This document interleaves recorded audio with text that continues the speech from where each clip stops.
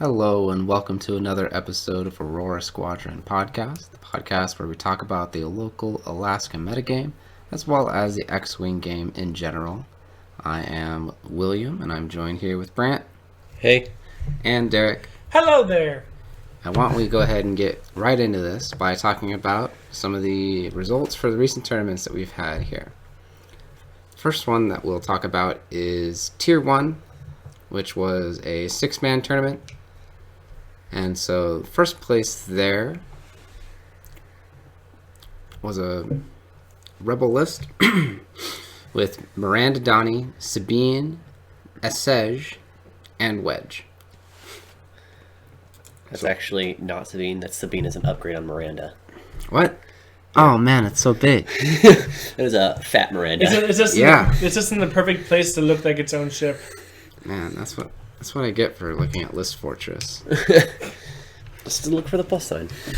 The plus sign that's on the top right corner? Anyways, yeah, that's a huge Miranda. It's got shield upgrade, diamond, boron, Han Solo, Sabine, proton, and seismic.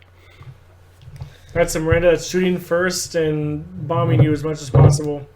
She's not going to even ask questions. I know, right?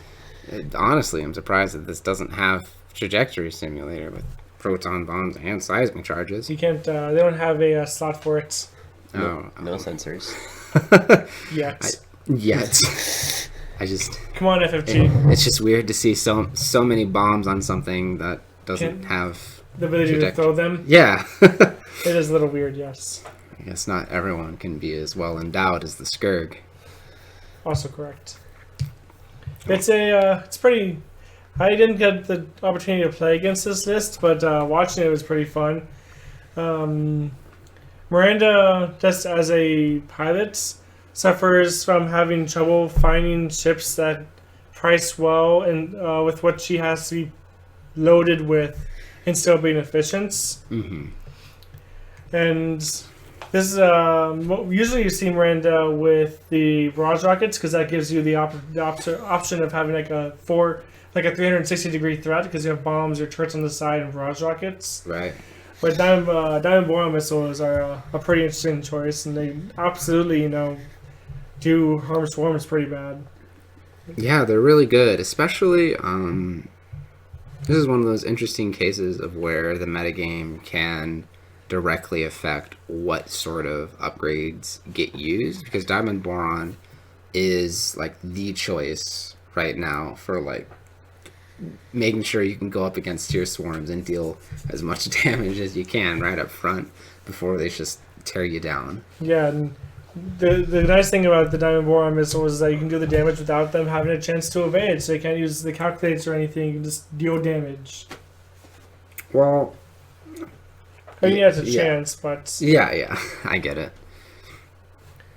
And so, Essege, that's the other K-Wing pilot, right? Yes, that is the one that, as long as any ship within range 0 to 2 of you can use your focus tokens. Yeah, which makes sense because it has Perceptive Co-Pilot. Of course, there's barrage rockets and more proton bombs there. It's actually kind of funny. In the game, in one of the games he played, he basically never actually got to use the barrage rockets because Wedge and Miranda kept using his focuses. Oh.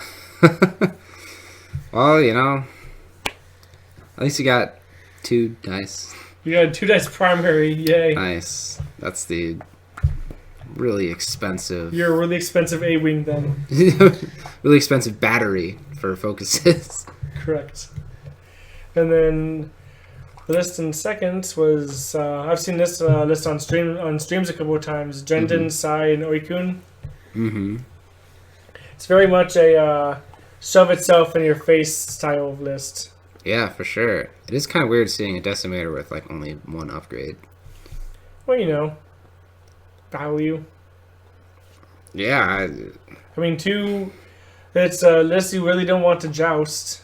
I mean, that's true. I feel like if you're gonna run a naked decimator, that you might as well go with 2 ships by themselves that have 3 attack dice, so you can just joust even harder. Well, the interesting thing, because I I played against this list. He basically just throws Oikun in front and tries to make a giant wall that you can't fly past. And because of the way Oikun and the shuttles are, even if you do try to fly past them, you're not going to clear the space between those 3 ships. It's just not possible. So you're going to get gummed up if you try and joust it. And then even if you do somehow get through it, you're still going to get shot out the back from the shuttles. Right. It's a big boy list, that's for sure. It's a lot of health. Yeah, good luck trying to cut through that. You will not. Not well. Right. And then third place here, we have a Omicron group pilot. So we got the Londa with Admiral Sloan and Seventh Sister, and then the rest is just filled with Academy pilots. So it's almost like it's trying to be like a Seer Swarm with, the TAC relay and Admiral Sloan that helps out whenever one of the things gets destroyed. But definitely losing on some of the options like network calculations and whatnot. The Empire is just lagging a little bit behind in the Separatists right now. But this is actually a list that you've been running, Derek. How does this fare, especially when compared to something like Separatist Swarms? So, I love actually flying this list into Separatist Swarms. I've only gotten the opportunity to do it once, unfortunately. But the neat thing is if I get to move first, shoot first, I can kill your stuff, and if you move first, shoot first, you kill my stuff, and I get rerolls on you. Right. It's the Academy pilots are better at not dying than the droids are, just because of the one more evade. And the shuttle, much like Seer does for Seer Swarm, adds a hefty 3 dice attack. The main difference is the shuttle also can serves as a major blocker after the first round of engagements, where I can literally just park it wherever and gum up the entire battlefield while this swarm continues to readjust, remove, everything like that. Right. So I wasn't specifically thinking about examples against Seer Swarm itself, but it does bring up an interesting situation since the Academy pilots are PS1, right? Correct. So are much of the Vultures. And so if they're running something like TA, they're not going to get any of those calculates. It's pretty much going to be a dead upgrade. Yeah. Interesting interaction. That goes against the favor of any Seer Swarms or swarms that are running that specific tactical relay. Okay. I actually want to talk really quickly about the bottom tier list. Okay. The one that got last. I want to talk about it because the only reason it got last was due to some player decision choices. But this list, I think, actually has some ridiculously good potential. Well, way to throw some quick shade there, Derek. I'm not throwing shade. I played him, and in the game we played, literally the only reason he lost was because of a mistake at the engagement. If he hadn't made that one mistake, he would have wiped my list. All right. Well, let's take a look at it. So, we got 4 Bravo flight officers, all with passive sensors and proton torpedoes. That's a lot of red dice. That is. That's four proton torpedoes at PS2. That can alpha strike anything off the board. And if your list is only running 2 or 3 ships, you're not likely going to be able to kill one of those Bravo officers in one turn due to the fact of them getting a free evade. So those 2 proton torpedoes are probably enough to reasonably kill most non-Jedi aces, and then 3 is probably reliable enough to kill one.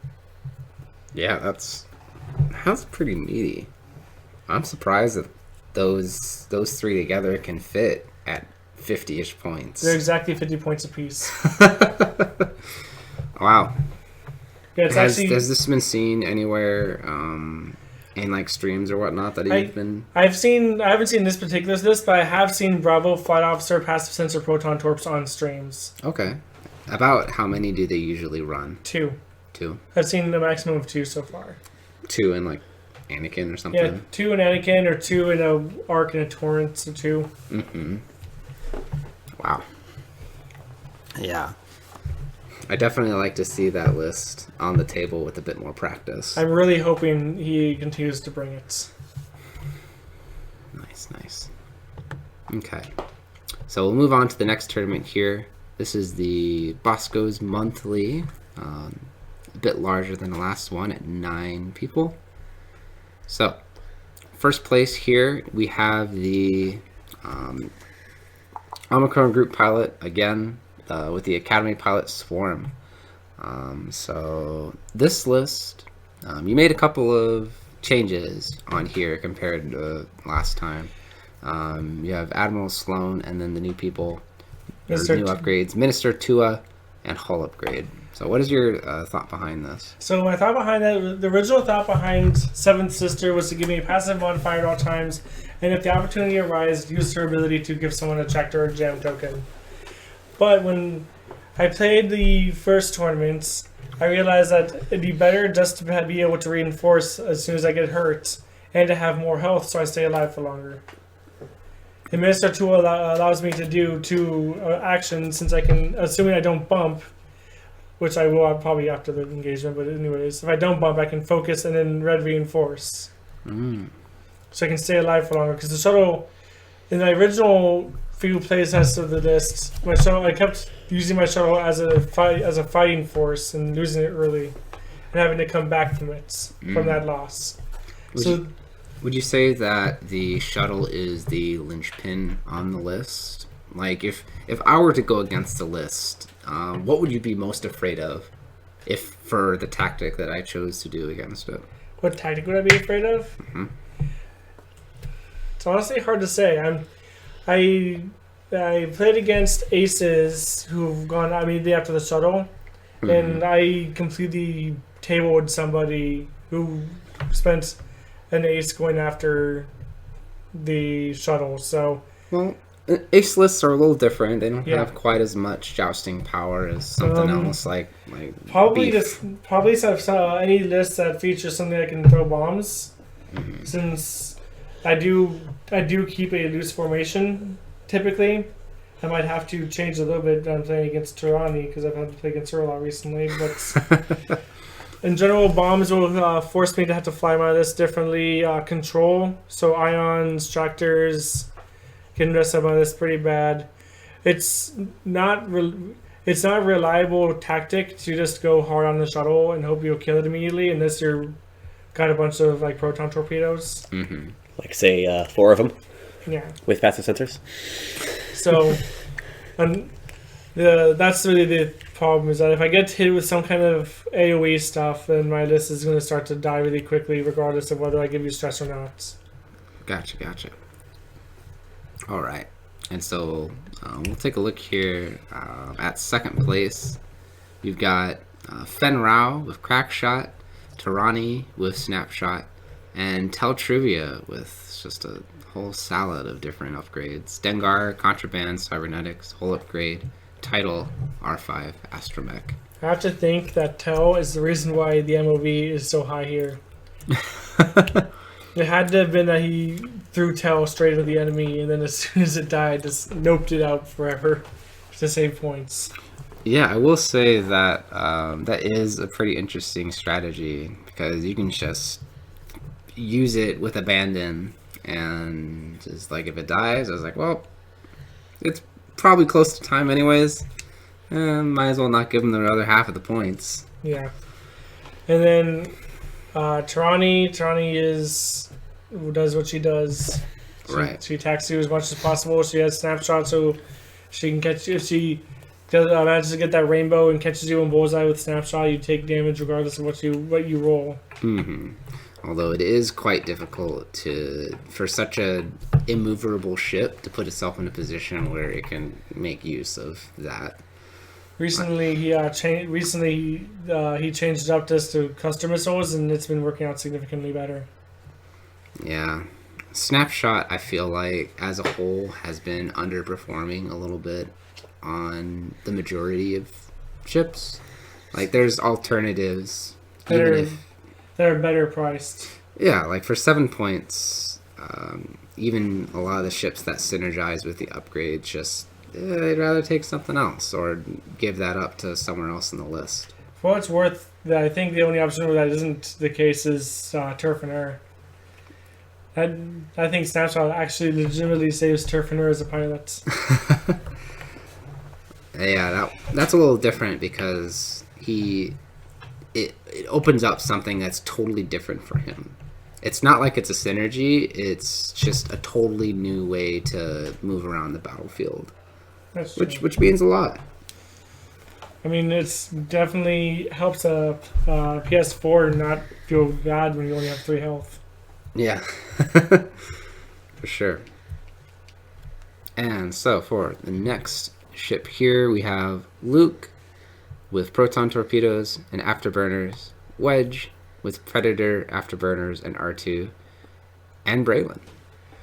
This was my final match of the day was against this list. Mm-hmm. And the time I went against this list, I had changed my formation up a little bit, and ended up totally gumming up his entire side of the field with the Lambda. Mm-hmm.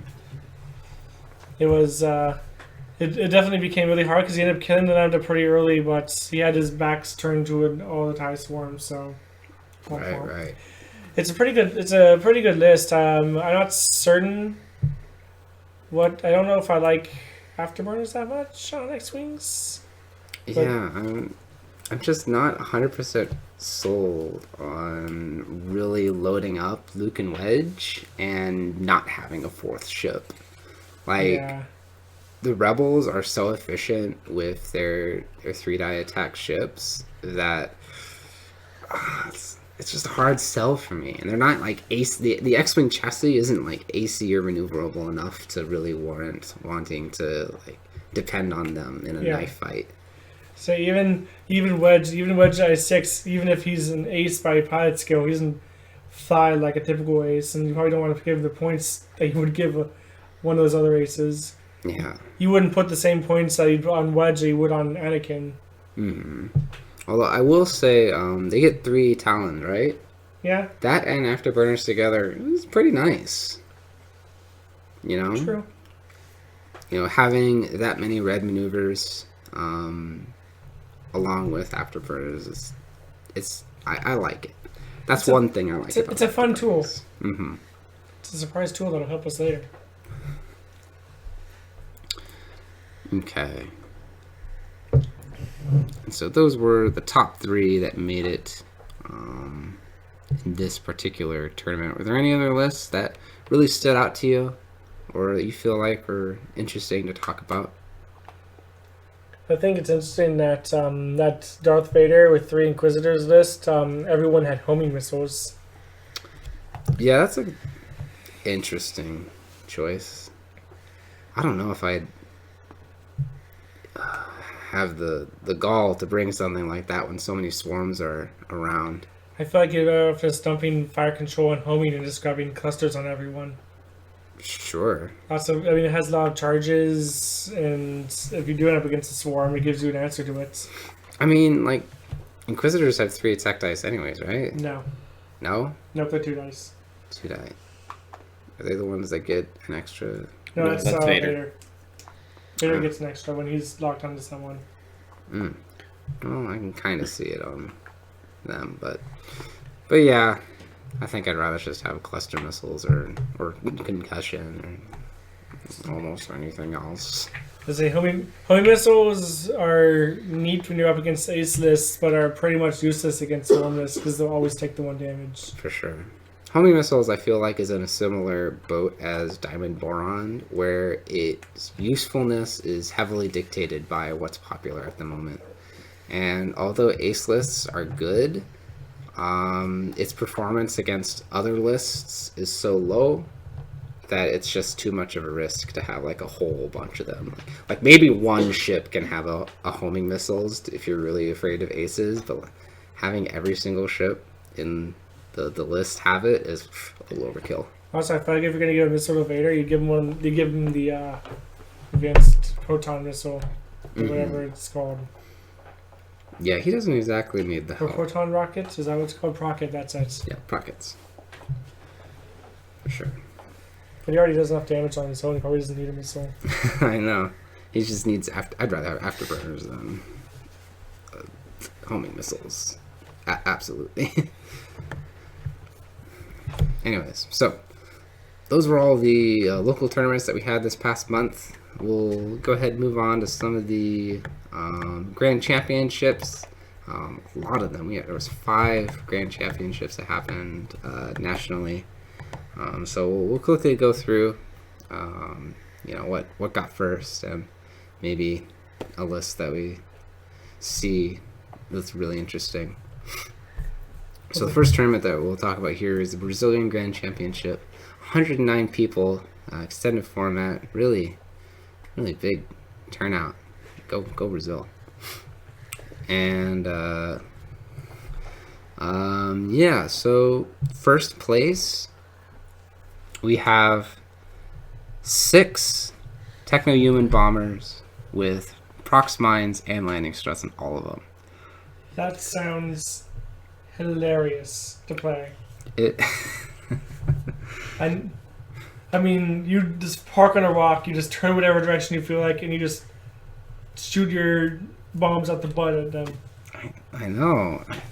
Like, I like it, but I don't own enough prox mines to like make use of the area denial aspects of this list that I see as really good potential. Like, you can just quarter off like whole sections of the map with this. Heck, you can just fly on the rocks, like make an entire like arena type situation, and then you still have enough bombs to fill up the entire inside area. Well, yeah, if you got like 6 turns to set all that up while your opponent doesn't take it, yeah, Hey, you could do that. Hey, it's a fun concept, okay? It is funny to think about, but not really used to seeing just hyenas, no tac relay as a swarm, and it got first in an over 100 person tournament. That's awesome. I know that Separatists doing a little good right now compared to a lot of the other factions as far as performance goes, but this is still a little outside of the box, so I have to have some respect for that. That's a fun one. Mm-hmm. If I lost that, how could I be mad? I know. Hey, look at this, Derek. There's an Omicron pilot with Academy pilot swarms. They got Pardon me. It got 16th. You know? And they have 7 sisters. This is where you got the idea from? Is it No, this it guy? isn't. This individual? You see this guy on stream? I hadn't even looked at this tournament before we got here today. I'm happy to see that the concept works, though, because that means I know I'm moving in the right direction. For sure. All right. And Seer Swarm did get 2nd place. That must have been a really fun finals. Not. As I say, you have that proxy bomb can kill a droid in one go based on dice. Actually, that would have been awesome to watch, just to see those proton bombs just take everything out. But they probably only got to like turn 2 before time. True. All right. So next up, we have the Polish Grand Championship. 114 people in this one. Yeah, go Poland. First place here, Seer Swarm with TA on Seer and Solus 1, and then 3, 4, 5, 6, 7 vultures, 3 of them with energy shell charges. I feel like this is pretty standard. What you can see. I think it's actually kind of interesting that he went 3 with energy cell charges instead of getting all of his droids grappling struts. Well, I will say that is a little weird, but hey, I guess he wanted to be a little bit more punchy. 3 dice is 3 dice. Mm-hmm. I mean, it's hard to do things super creative with Seer Swarm most of the time. Mm-hmm. Seer Swarm is... I don't know. I feel like... Yeah, you're right. let's say you lose efficiency if you start using hyena bombers. So, But I've seen like 1, 2, 3 hyenas in Seer Swarm. Shoot, I've seen 3 Bellababs in Seer Swarm get like first place or at least in cut. that's true. Like really high in cut. I actually like the three Bulbasaur lists. Yeah, so I mean, I guess it's not totally like creative flying Seer, but the fact that you can have like almost any generic calculating pilots usable within the list, like interchangeably, I think it says a lot, about the faction. Things are relatively balanced together. Either that or Sears just makes everything good. That may also be true. Okay. So second place is a little interesting. We've got Avenger, 2 Zeta Squadron survivors, and 3 Epsilon Squadron cadets. So those are 2 SFs and 3 FOs, correct? Other way around, Ah. I do believe. This is a concept I've played with before. Oh, yeah? Except I had Avenger with instead he had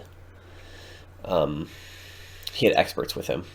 He had some of the I3 SFs. Mm-hmm. And it was an okay list, but I just feel like it's very straightforward in what it wanted to do, and Avenger just wasn't. I wasn't good enough with Avenger at his initiative level to really make use of him getting away to do what he needs to do. What is Avenger's ability again? Whenever a friendly ship is destroyed, you may perform an action. Oh, is he a Silencer. silencer? Yep. So he's got That is kind of quite the action economy. I think the crazy thing is that he can perform the action even while stressed. So That he is doesn't. good. Yeah, he doesn't even have to be like, "Oh no, I'm stressed. I have to worry about it." Yeah, and they have linked actions, so that actually means Yeah, a lot. off the auto thrusters. Yep. So yeah, it is two SFs and 3 FOs. I think it's interesting how he split it up like that. Like he didn't just go like all like I just think TIE it's fighters. yeah. I think it was because he does want that front to back on those Zeta Squadron destroyers, because then you just point their turret backwards to start your match. Yeah, there's a lot You more. don't even bother rotating. Mm-hmm. And then so you have a little bit more versatility in your firepower where it's being distributed, Mm-hmm. and then you have those 3 Epsilon Squadron cadets that are there to die. They're the Academy pilots of the list. Right. And specifically, kind of important to have those because the like what Brant said, the flexibility of being able to have your back turned to the enemy, and they're significantly healthiher.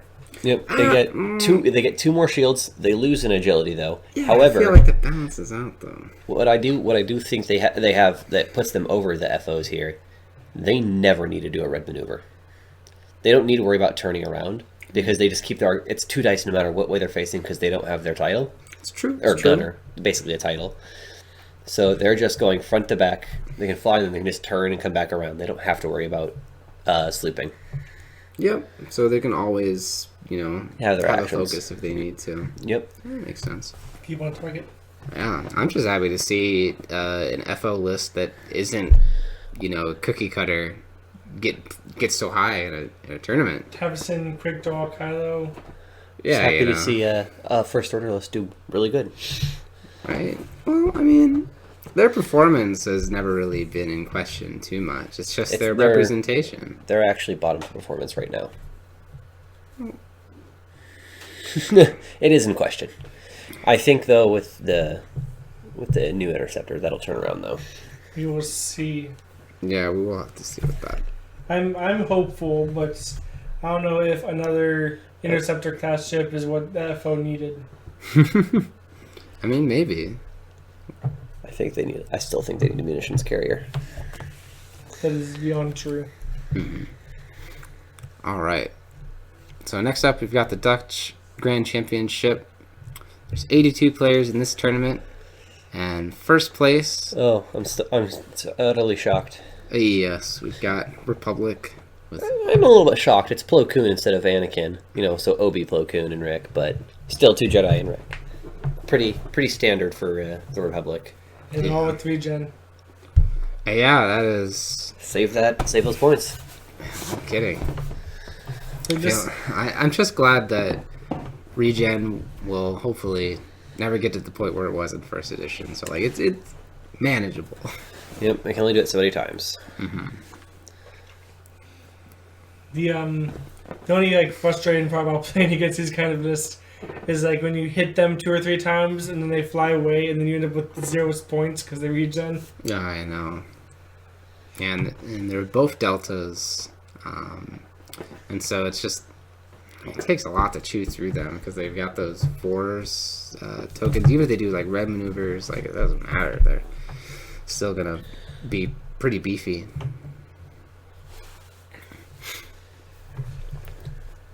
Okay.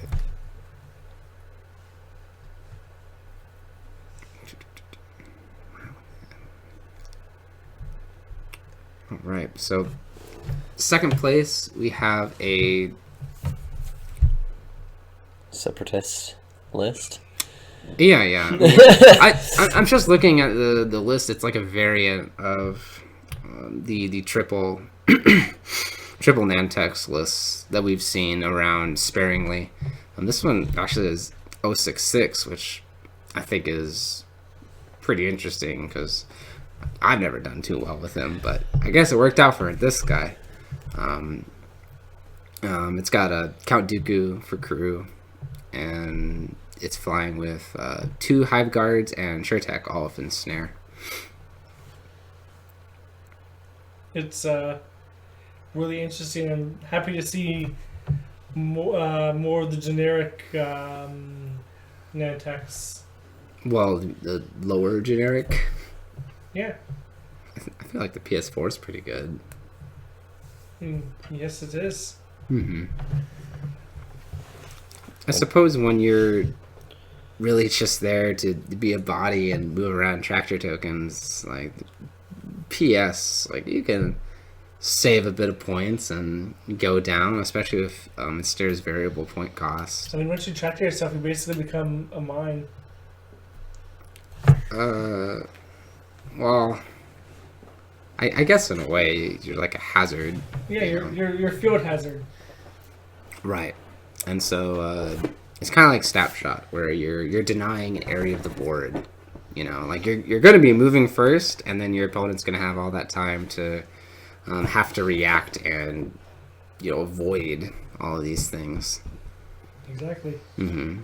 And if you're too busy trying to avoid stuff, it means you're not taking the effort you need to shoot stuff. Yeah, shoot stuff.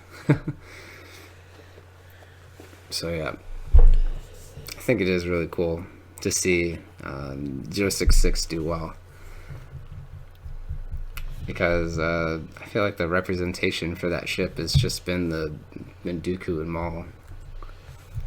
I mean, they are the Jedis. Mm-hmm. All right. So next up, we've got the Australian Grand Championship. 70 people in this tournament, and first place we have another Republic Jedi list. Another Plo Koon and Obi-Wan and Rick Ollie. All of them of R2 Astromechs.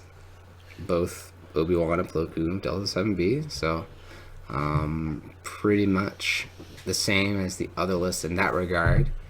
This one is a little bit different, that they both have heightened perception, and Rick Ollie has Daredevil, which in general is something I almost never see.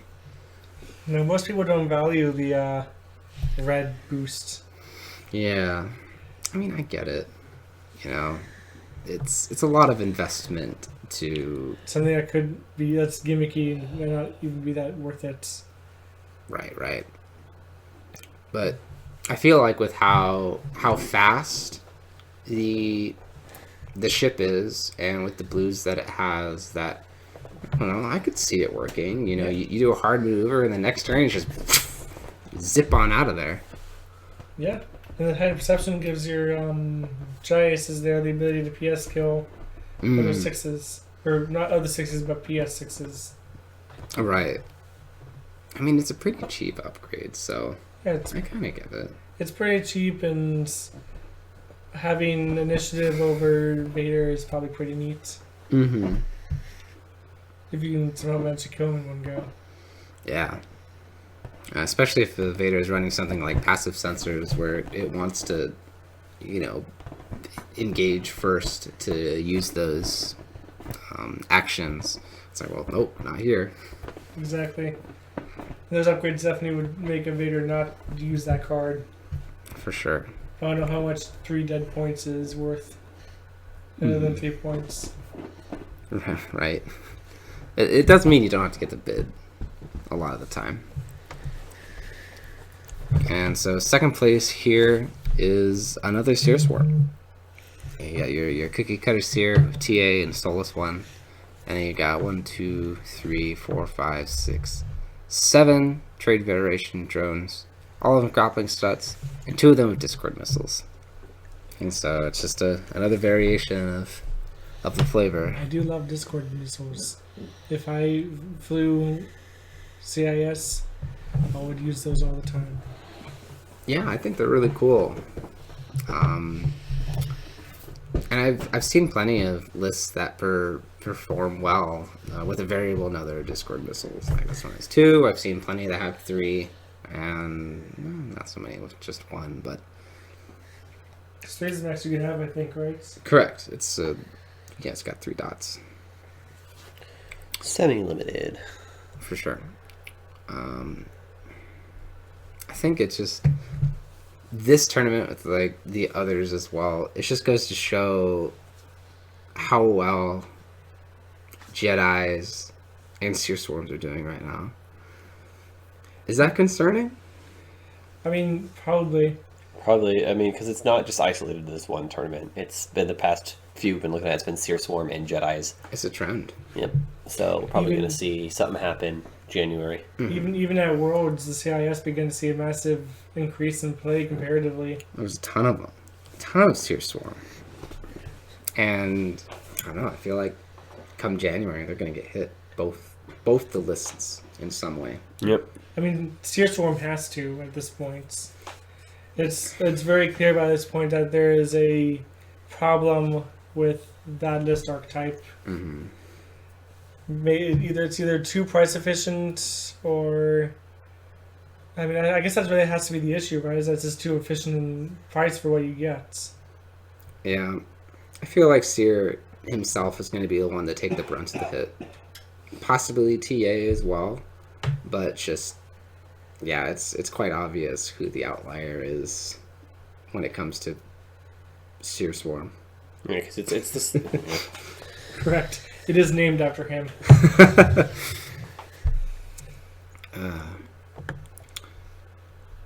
All right, so the next tournament we have here is the Spanish Grand Championship. 172 people. I don't know how they got so many people there. They must have an amazing scene over there in Spain. So, awesome stuff there. First place. Finally, something that isn't Jedis or Seer Swarm. Here we've got Braylon Stram with Crack Shot, and I don't even know if I should say Jamming Beam, honestly. But it's there. It's got Jamming Beam. We got Jake with Crack Shot and Predator. We got Wedge with Crack Shot, Servo Motors. And we have Lieutenant Blunt and Bandit Squadron Pilot. So I think the obvious thing here is that instead of, your standard Rebel Beef, you've got 2 Zs. And as a note, I've said this before, if you're flying Rebel, you should find a way to fit Blunt on your list. You do really like him. He's 30 points. You basically will almost always get 3 dice. The cheapest X-Wing is like 46 something points. The Lieutenant Blunt is 30 points for 3 dice. I suppose, but you don't really see him very much. Why do you think that is? I honestly don't know. I think he suffers from one. He's an I4, and you see a lot of 5s and 6s than other 4s that have other abilities that are more geared towards either survival or helping their allies. And then he also suffers from dial and action economy with Z95. That's true. The chassis itself is not Subpar. the best. True, but the Z does actually have a fairly nice dial. It's standard. It's pretty standard. There's like, especially with like the two I4 B-wing pilots and their abilities relating to their dials, it's just too good. Yeah, I feel like it'd be a hard sell for me to have two die ships as opposed to a B-wing, which can get double modded 3 dice. Even if one can get 3 dice, kind of fairly consistently, it's pretty easy for him to just get blown off the board. And then you're just left with not much. Well, you don't risk much by taking him either. He's only 30 points. It's true. It's true. He's so much cheaper than the X-Wings or B-Wings, and he's the same initiative as the B-Wings. I think it's also a health issue. He's only about 10-ish points cheaper than the next one. True, but you don't always have those 10 points. I suppose. I just feel like, yeah, it's a matter of if you want 2 Zs or if you want an X-Wing. Or I guess, yeah, named X-Wing pilot around 50 points. Or even another B-wing. Yeah, or Tanner Brantlin. You know, just one of the 2 that are actually worth running. Other than that, though, it's pretty much just your standard beef. But hey, I like the variation, and obviously it turned out well for him. He got first place in a 172-man tournament. And look at this, we got Empire coming up in second. You know, they took a look at the World Tournament, and they're like, Empire, performance-wise, not the highest, but let's do it anyways. I mean, and Palpatine's starting to see an increase in play too, since Global Forces is powerful. Yeah, I mean, it's a far cry from what it used to be in first edition, but hey, you know, anyone can change something. It's not bad at all, in my opinion. And then just Vader and Whisper together is just solid, and so it's Two powerful aces and a support chip that can modify your dice from anywhere. Sounds like a good strategy for victory for me. Right. This looks like something that you'd almost see in first edition. You know, two fairly strong ships. You know, a support ship. Kind of brings me back. And then yeah, there it is, Vader with passive sensors, just like we were talking about, as well as afterburners, but that almost goes without saying. And then Whisper's got crackshot, passive sensors, and fifth brother. So no bid needed here. Looks like. The unfortunate thing I noticed is as we go through these lists, you see basically no resistance whatsoever. Yeah. No resistance, and we've only really seen the one first order list as well. Those two guys are suffering, it would seem. And I do think it's due to a lack of ships. Yeah, it's just like... And variation on it that doesn't, like, compared to, like... So the CIS and the Republic also don't have a lot of variation, but the two lists that they have that are dominant are exactly that. They're dominant. They're the top of the meta right now. Yeah, they do so good. First Order and the Resistance don't really have that going for them right now. Right? They don't have the flexibility, so it's not quite as fun. They can't run factions. They can't run that swarm that they can, and then they don't have two super maneuverable aces with force at their disposal. The best thing the Resistance has is Kova now, and that only does so much. Yep, Kova with Poe is generally what you're going to see. But hey, third ship. A faction doesn't need a bunch of Force users to be good. Just look at Scum. Just look at the Separatists and all their droids. Oh, well. Also at the top. Hey, they've got Sith in one ship. It is two Sith, though. It is two Sith. even though they're not really played that much right now. Yeah. I just feel like, I don't know, people just want to win. Yeah. And so, Yes. I mean, when I can't when blame they them. fly separatists, they're like, swarm. It's a fairly simple thing to fly. Park on a rock. Hey man, some of them don't even have struts. So you Yeah, just so those guys have are to actually fly. flying, and I think those guys are out of their mind. That probably makes the game actually longer. Fun. Yeah. Yeah, because they actually have to move. That's why I like flying with grappling strut swarms, because I can be like, he's just gonna stay there. Yeah. Don't gotta bother moving, 8 ships. Easy peasy. I prefer to try and save as much time as possible when flying swarm lists. For sure.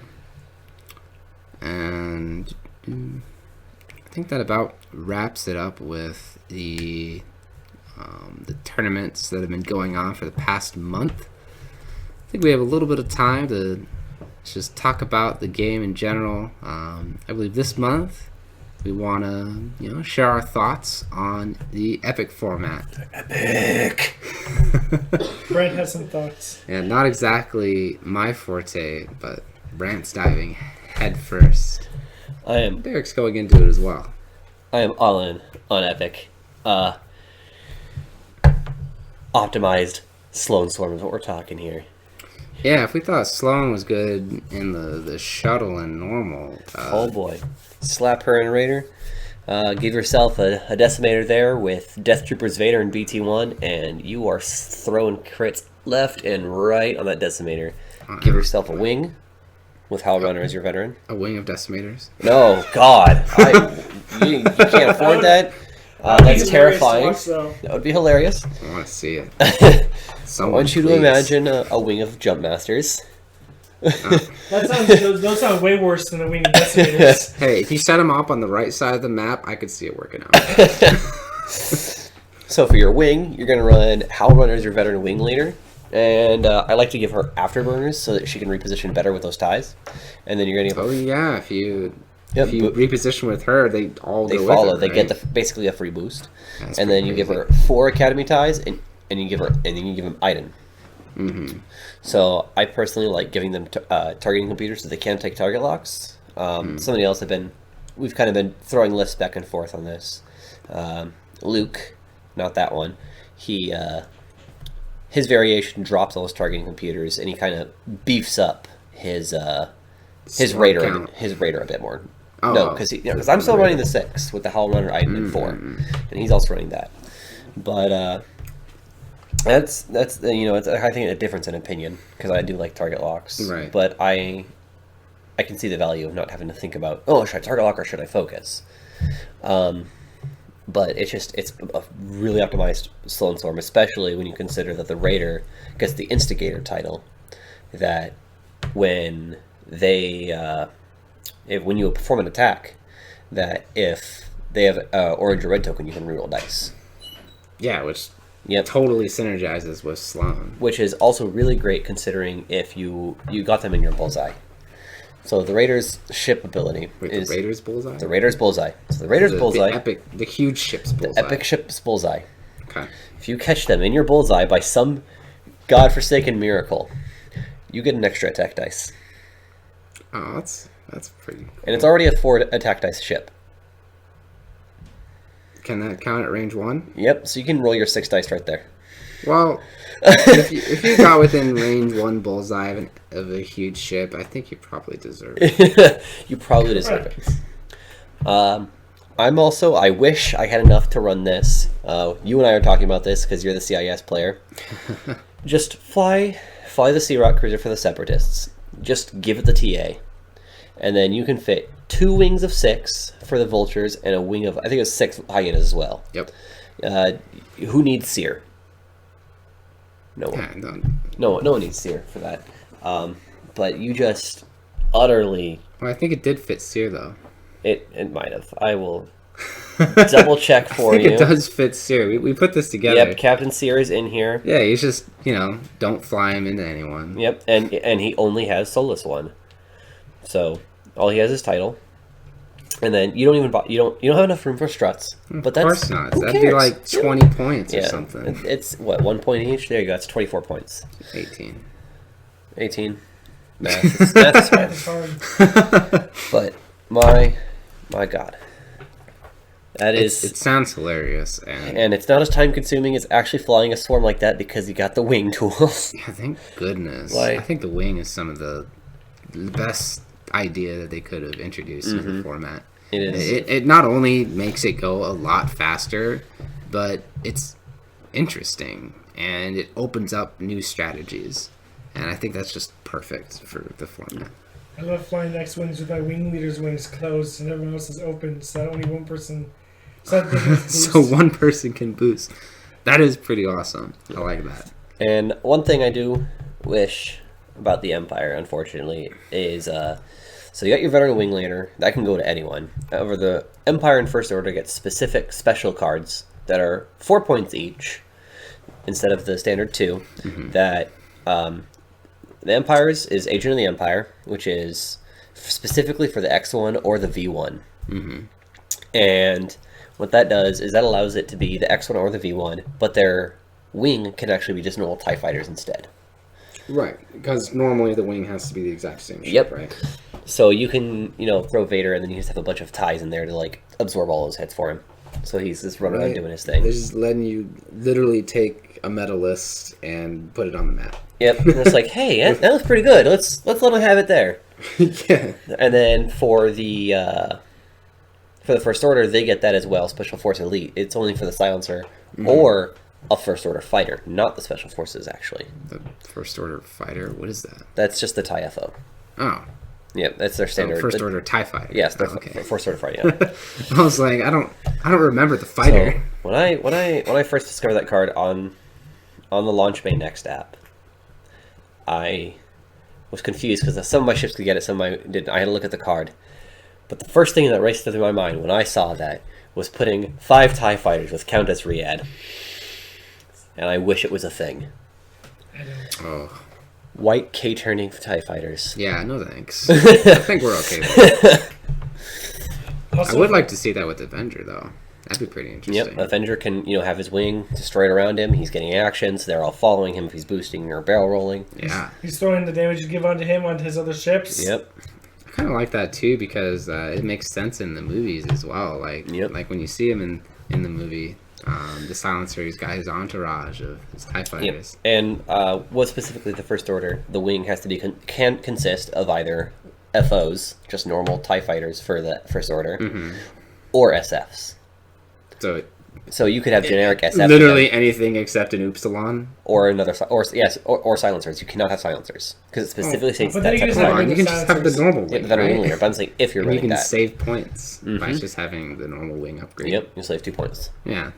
So, yeah, it's just no Upsilon. Just no Upsilon. Give me a Also- wing of Upsilons. Wing of Upsilons. Let's go.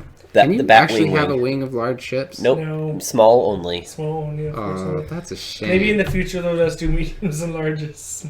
Just imagine. I don't think so, but I like to dream. A wing of fire sprays No. That's I mean, a wing or of aggressors. A wing of fire space would be the entire list. You said a wing of aggressors? There's not enough aggressors to have a wing. The bug, First the off. bug aggressors. Hey, wing can be up to 4. So Yeah, just no, have no, that. it can be up to 6, minimum 3. Go up to 4, yeah. Also, So you fun can afford. fact: if you're a Rebel player playing Epic and you decide to have Wedge with some wing leaders, make sure to fit Biggs in that wing.